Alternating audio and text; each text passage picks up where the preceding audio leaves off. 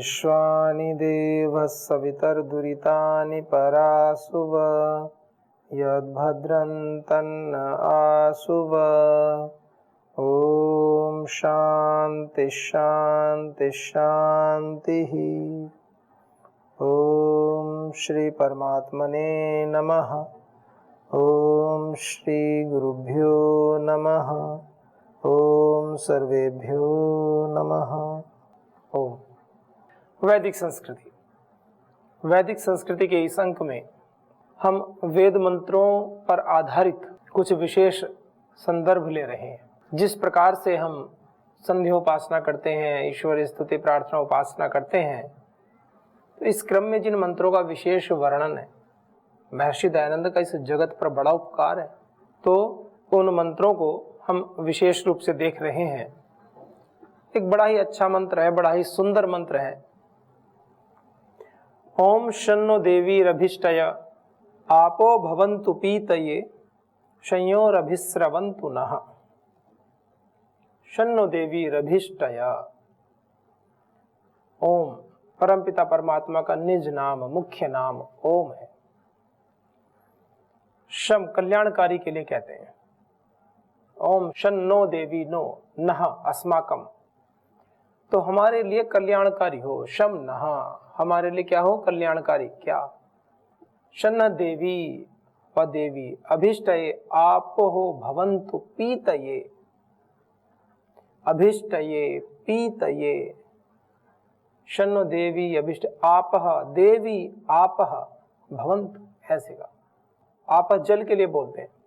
दो प्रकार से इस मंत्र के अर्थ हो जाते हैं।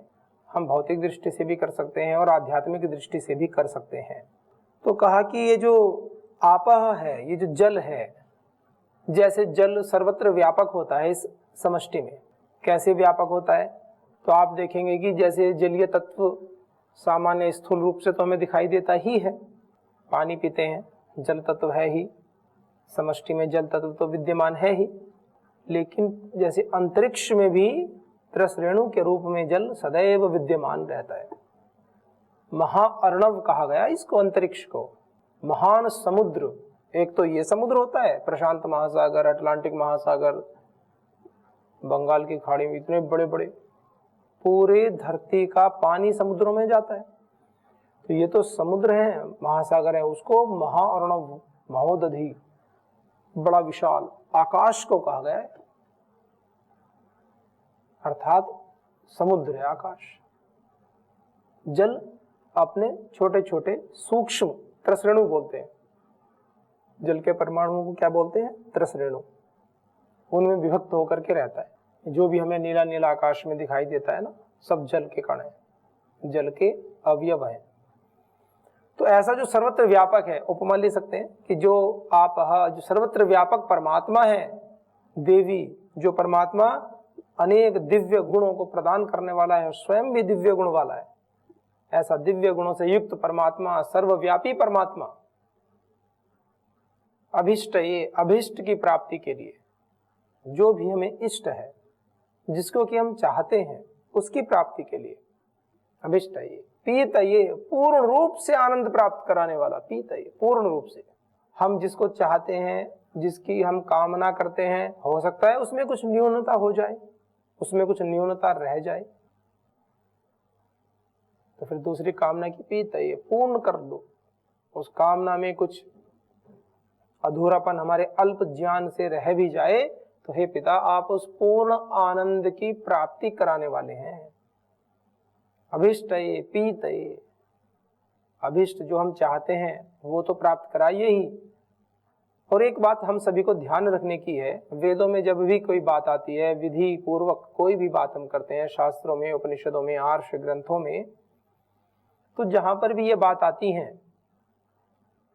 कि अभीष्ट प्राप्त कराएं, इष्ट फलों को देने वाले हों, इष्ट फलों को देने का अर्थ होता है जो विधि पूर्वक हो, जो वेद पूर्वक हो, जो कभी भी विधि का अतिक्रमण ना करें। वेदोक्त जो भी फल हैं, जो भी कामनाएं हैं, जो भी सद इच्छाएं हैं, उनकी बात होती है। तो कहा ओम शन्नो देवी अभिष्टये आपो भवन्तु पीतये, भवन्तु होवे, हे देवी, हे सर्वोत्कृष्ट गुणों को देने वाले, हे दिव्य गुणों से युक्त, हे सर्वव्यापी परमात्मा, शम आप कल्याणकारी भवंतु होवे, नहा हमारे लिए, हमारे ऊपर। और किस रूप में होवे? अभिष्ट की प्राप्ति कराने के लिए, पूर्ण आनंद की प्राप्ति कराने के लिए होवे। और कैसे हो फिर? कहा संयो अभिस्रवंतु नः, संयो, वो जो आप कल्याणकारक है प्रभु, आप दुख विनाशक प्रभु, आप अपने आनंद की संयो, आनंद की अभिस्रवंतु, स्रवंतु वर्षा कर दें, अभिस्रवंतु चारों ओर से कर दें। कहा कि आप सुख की वर्षा कर दें हमारे ऊपर चारों ओर से, हमारे जीवन से विकारों को, अशुभ को, दुख को, अज्ञान को, तिमिर अंधकार को हटा दें, ज्ञान का प्रकाश उसके स्थान पर कर दें, आलोकित कर दें हमारे रोम रोम को। ऐसी सुंदर कामनाएं की गई हैं। और पद्यात्मक बड़ा ही सुंदर निवेदन किया गया है कि हे देवी स्वरूप ईश्वर, पूर्ण अभीष्ट कीजिए, यह नीर हो सुधा में कल्याण दान दीजिए, ऐसे। और जलीय दृष्टि से बात करें तो जल को जीवन कहा ही जाता है, तो हम ऐसे देखें कि जो सब जगह व्यापक है वो जल देवता, हे वरुण देवता, आप हमारे ऊपर कल्याणकारी हो, आप हमें आनंद प्रदान कराएं। क्योंकि जल तत्व यदि सृष्टि में न हो, अन्न कैसे होगा?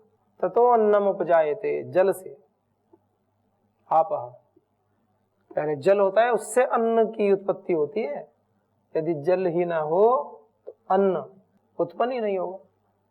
माने सृष्टि का होना ही इस बात पर निर्भर करता है कि पहले जल तो आ जाए। इसीलिए तो कहा जल ही जीवन है। तो ऐसा भी है, जो जगत के प्राण स्वरूप जल है, वो जल भी हमें इष्ट भोगों के लिए, हमें पीने के लिए सुखदायक जल सुखकारी होवे। जल भी सुखकारी होना चाहिए। कई कई जगह तो ऐसा भी होता है, कुछ स्थान विशेष पर तो जल तो होता है लेकिन पीने योग्य भी नहीं होता। तो ऐसा कह रहे हैं कि जल भी हो, पीने योग्य भी हो, फसलें भी पैदा हो जाएं, अन्नम उपजाए थे, अन्न भी उत्पन्न हो जाए, उसको खा पी करके हम पुष्ट हो करके उस परमात्मा के भजन में लगें, अपने कर्तव्य कर्मों को करते हुए इस जीवन के अभिष्ट को पाएं। अभिष्ट ये पीत ये, पूर्ण आनंद की प्राप्ति करें। पूर्ण आनंद की प्राप्ति के लिए हमारे लिए सुखकारी हो हे प्रभु आप, हे दिव्य गुणों से परमेश्वर। ऐसा भी कहा, पूर्ण आनंद की। अभिष्ट कामना और पूर्ण आनंद दोनों में थोड़ा सा अंतर किया है। कामना हम अपनी आवश्यकता अनुसार करते हैं, और पूर्ण आनंद ये तो मूल मांग है हमारी, मतलब उस परम पिता परमात्मा, उस परम गति को पाना। फिर इसके बाद में आचमन मंत्र है, इसको आचमन भी कहते हैं, आचमन मंत्र के नाम से प्रसिद्ध है ये। तो इसमें आचमन भी कितना करें, इसमें भी बड़े कार्यक्रम रहते हैं। कुछ तो क्या करते हैं, यज्ञ वेदी पर जो पात्र रखे होते हैं जल वाले, उसमें से लेते हैं और पीने लगते हैं पूरा पूरा पानी, ऐसे पूरा हाथ हथेली भर लेंगे, पिएंगे। कुछ ऐसे ऊपर से लेके मुंह से डाल लेते हैं, एकदम खराब बात, त्याज्य। ऐसा कभी नहीं करना चाहिए। ज्यादा तार्किक होते हैं ना, जो बुद्धिमान टाइप के जिसको कहते हैं, यज्ञ पात्रों से ही ऐसे मुंह उठा करके वहीं से पानी पीने लगेंगे। कहेंगे क्या हो गया? अरे कुछ तो शुद्धता, कुछ तो पवित्रता, कुछ तो चीजें बना करके रखो। यज्ञ पात्र है, पवित्रतम कर्म है, तो उसको रहने दो। प्यास लग रही है, बोतल लेके रखो अपनी, पानी का गिलास लो, पानी मंगवा लो किसी से अगर प्यास लगे तो। यज्ञ पात्रों को उठा करके उसमें से पानी पीने लगेंगे और कहेंगे हानि क्या होगी, अब तो इसका कार्य हो गया ना। वो पूजनीय है, बहुत श्रद्धा से और भगवान के लिए अर्पित कर रहे हैं, इस भाव से। जैसे हम अपने गुरु जी को किसी पात्र में भोजन कराएं तो उनके पात्र से थोड़ी ना भोजन करते हैं, वो श्रद्धा का विषय है। तो श्रद्धा रखनी चाहिए उस परम पिता परमात्मा, उस परम गुरु सैष गुरु कालेनान अवच्छेदात, परम गुरु है वो तो उसके लिए तो अत्यंत विशेष श्रद्धा होनी चाहिए, ना भूतो ना भविष्यति वाली होनी चाहिए, यूनिक होनी चाहिए, अद्वितीय श्रद्धा होनी चाहिए। माने कोई ऐसी श्रद्धा कर ही ना सके जैसी आप करते हैं, इस भाव से होनी चाहिए। माने उससे श्रेष्ठ कोई अपनी श्रद्धा प्रकट ही ना कर पाए, आपके अंदर ऐसा भाव होना चाहिए। कोई घमंड के लिए नहीं कह रहा हूं, आपके भाव, आपके अंदर भावनाएं इस प्रकार उद्वेलित होनी चाहिए। तो कहा जब इस प्रकार से हम प्रार्थनाएं करते हैं और प्रार्थनाएं सुनी जाती हैं, ऐसा भी है प्रार्थनाएं सुनी जाती हैं, तो आचमन कितना करें? तो एक चम्मच से थोड़ा सा जल लें और इस प्रकार से उसको पी लें, मतलब हृदय स्थान तक, उर प्रदेश तक आ जाए जल। ऐसा कहते हैं कि जल उर प्रदेश तक, हृदय स्थान तक स्पर्श कर जाए। ऐसा नहीं इतना पिए कि पेट में जाएगा, आराम से पेट फूल जाए, इतना नहीं, केवल आचमन थोड़ा सा, बस ये जो स्वर ग्रंथि है थोड़ा हृदय प्रदेश तक उसकी शीतलता का अनुभव हो जाए, इतना। तो अंग स्पर्श मंत्र के विषय में कहा। फिर आगे इसके पश्चात में ओम वाक वाक, ओम प्राण प्राण, ओम चक्षुष चक्षु, ओम श्रोत्रम श्रोत्रम, ओम नाभि, ओम हृदय, ओम कंठ, ओम शिरः, ओम बाहुभ्याम यशोबलम, ओम करतल कर पृष्ठे।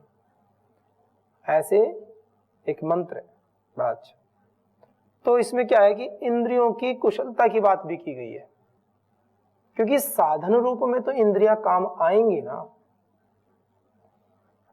भगवान जी के पास जा रहे हैं, उपस्थान मंत्रों का वाचन कर रहे हैं, उपासना कर रहे हैं, संधि उपासना, तो कहीं ना कहीं इन इंद्रियों के माध्यम से प्रवेश करने का मार्ग तो मिलेगा ना।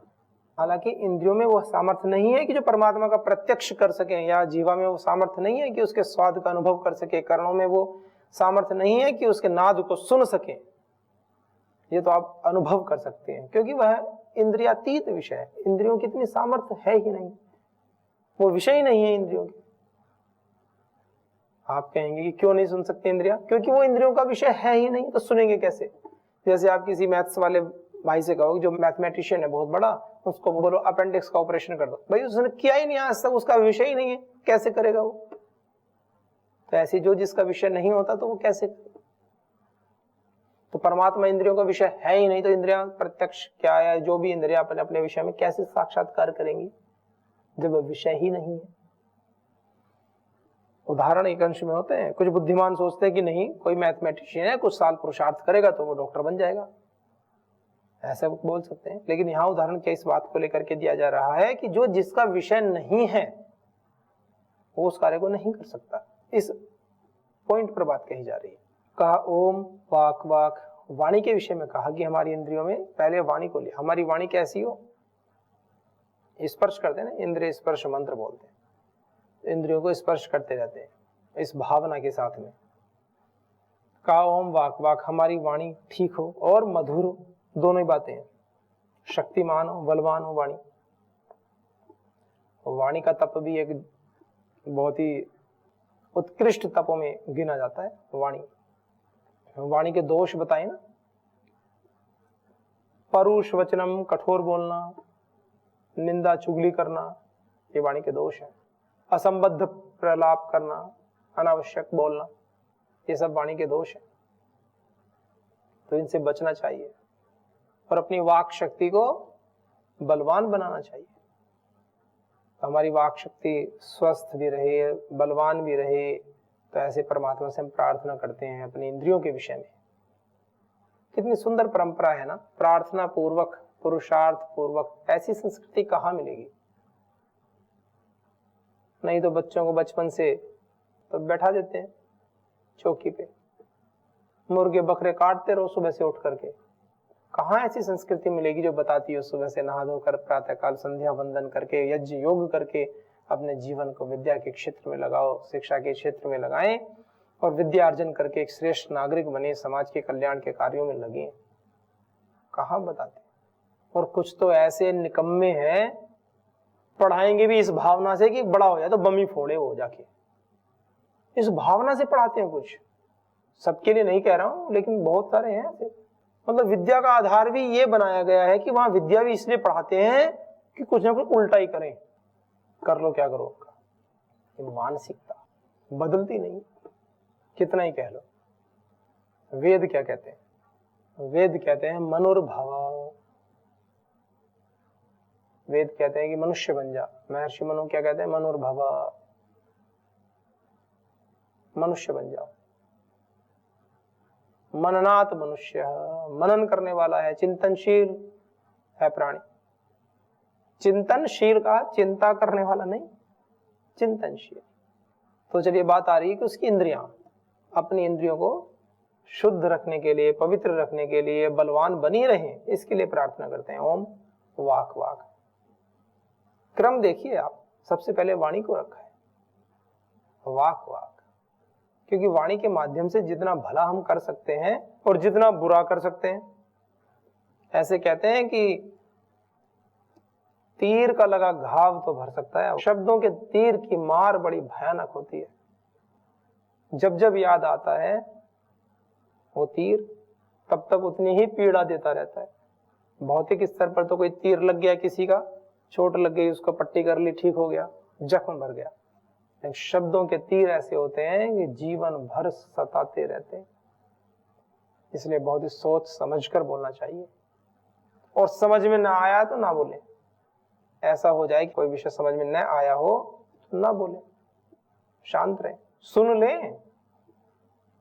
सुनकर भी कुछ कोटि का विद्वान बना जा सकता है। जो ज्यादा सुनते हैं वो बहुत अच्छा ग्रहण कर लेते हैं, तत्व को पा लेते हैं।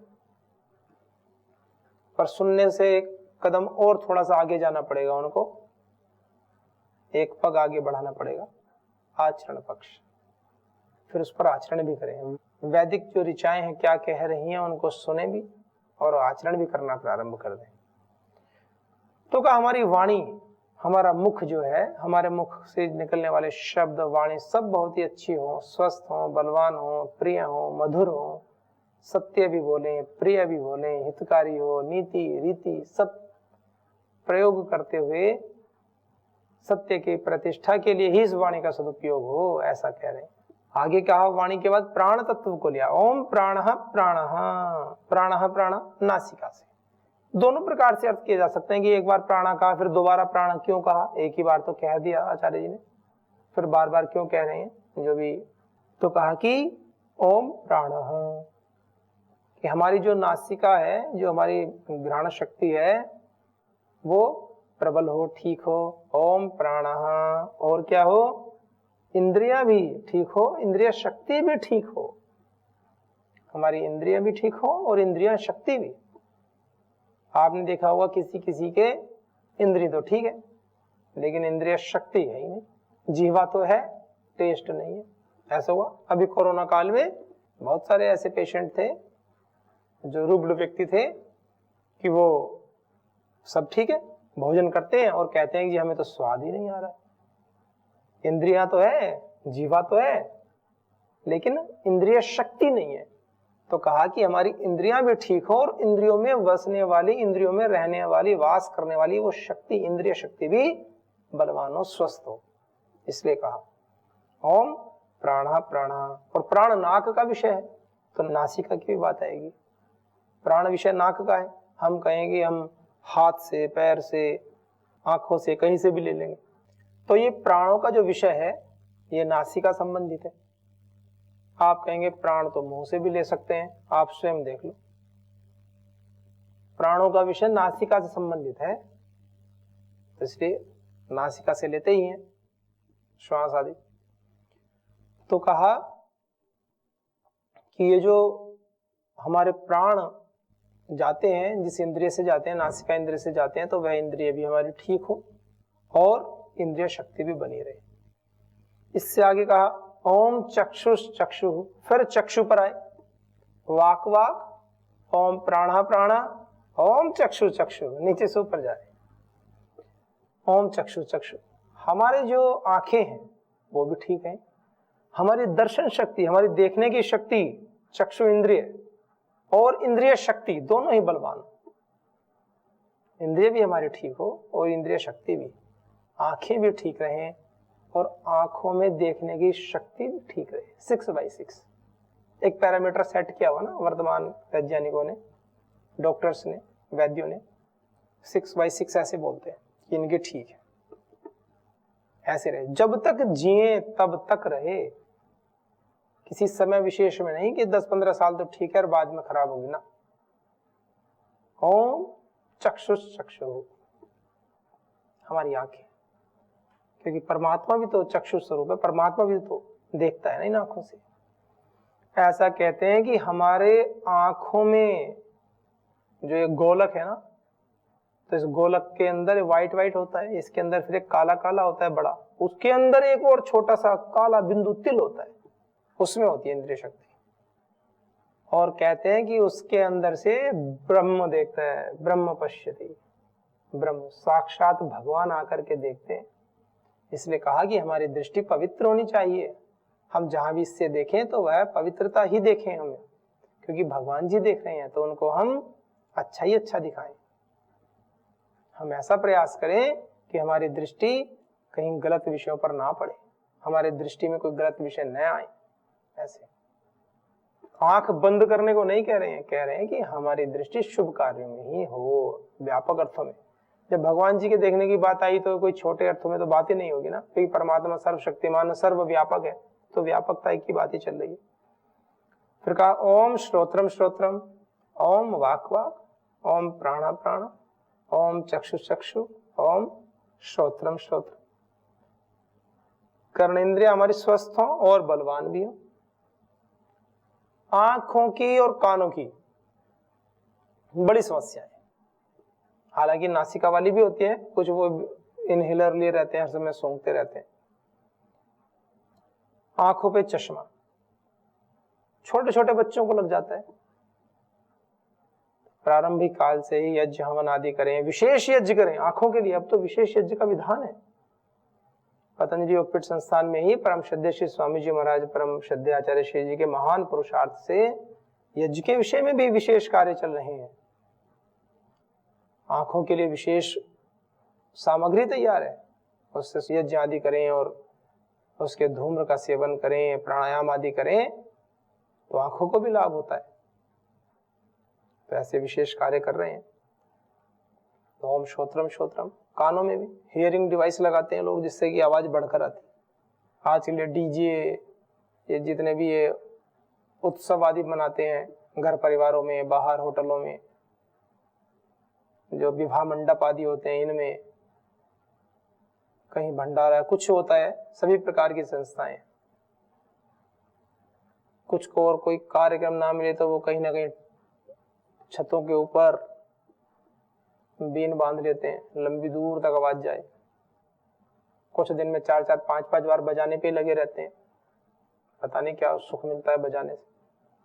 और आचरण देखो उनका, निकृष्ट कोटि का आचरण, जिसको कहोगे हमेशा मार काट, इस तरह की बातें। प्रपंच पूर्ण जीवन जीते हैं, पूरा प्रपंच पूर्ण जीवन। एक एक शब्द बड़े सोच समझ कर कह रहा हूं, ऐसे ही नहीं निकलने। जो अच्छे वो तो अच्छे हैं ही, उनके तो कोई बात ही नहीं है।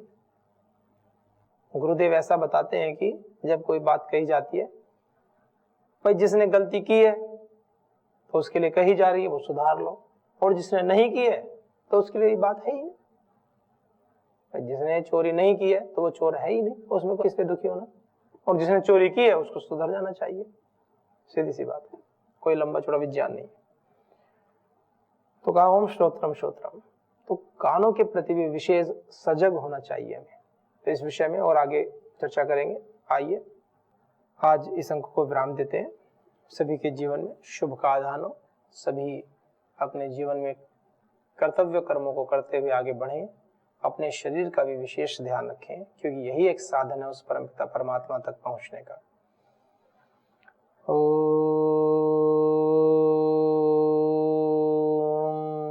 शांति शांति शांति। ओम श्री परम ऋषिभ्यो नमः। ओम श्री गुरुभ्यो नमः। ओम सर्वेभ्यो नमः।